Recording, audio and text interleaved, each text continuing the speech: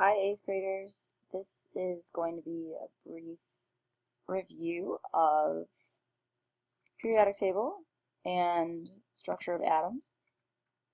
So you guys know how much I love these simulators.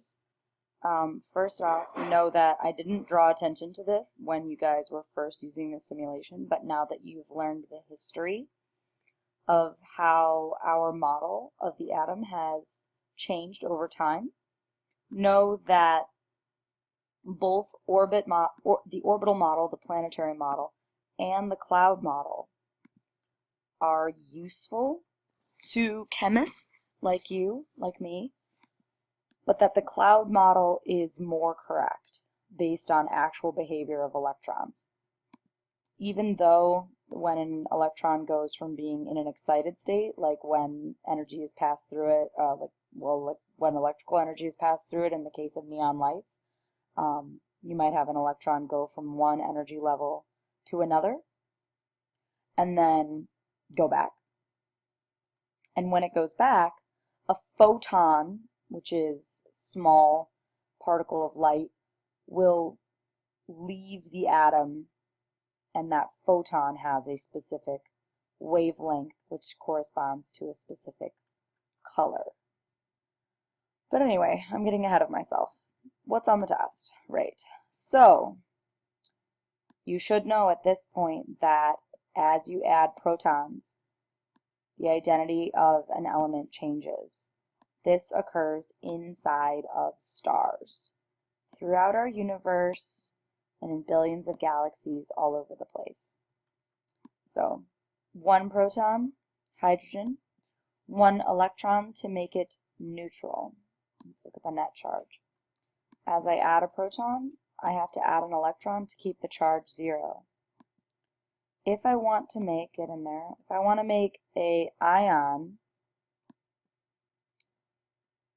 I'm going to either add or remove a proton to create an unbalanced charge, leading to an overall net charge that is not 0. So this is a balanced charge, 3 and 3. The net charge is 0. But you can create an ion by either adding or removing electrons. Now, you did a classwork assignment predicting exactly what charge, what type of ion, what charge of an ion each of the alkali metals, alkaline earth metals, so column 1, column 2, and then the oxygen family, it doesn't exactly have a name, but oxygen, sulfur, selenium, all the way down, and then the halogens, fluorine, chlorine, bromine, I don't know, make it rhyme, and iodine. You have that assignment. If you didn't get it back from me, do so, but you should basically know what ion will form when lithium makes an ion. It's a +1. Now that I've told you that, you should definitely be able to figure out which one sodium and potassium do, because the whole reason we even have the periodic table is that we can recognize patterns in the behavior of elements. So anyway, more on that later. Okay, let's keep it neutral. So lithium is a neutral atom because it has 3 protons and 3 electrons. Beryllium has 4 and 4. Oh, shoot. Well, okay, I'm focusing on charge here. Boron, 5 and 5. Carbon, 6 and 6. Nitrogen. All right, I'm pretty sure you get the idea. You should notice that the little box here is moving as I add more protons and that the net charge is changing. You should know that this is the atomic number. However many charges, however many protons are in the nucleus is the atomic number. Okay, what else should you know? Let's restart this.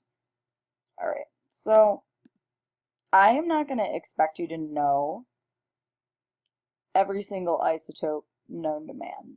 I don't know every single isotope known to man. But what I will expect you to know is if I give you the mass number of an atom, you should be able to determine how many neutrons are in its nucleus.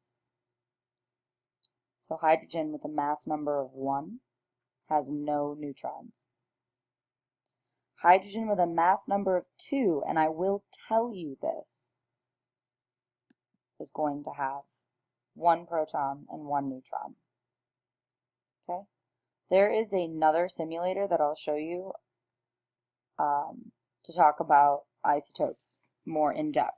This is just atomic structure, a bit about models of the atom, and periodic table information. That's what this simulator is about. Okay? So you should know, I'm telling you, you should know that the patterns that exist, adding a proton, adding an electron to keep it neutral, those apply throughout the entire periodic table. So if I ask you what the atomic number of something, or rather if I ask you what, how many protons are in, I don't know, let's see, I don't know any of these by heart.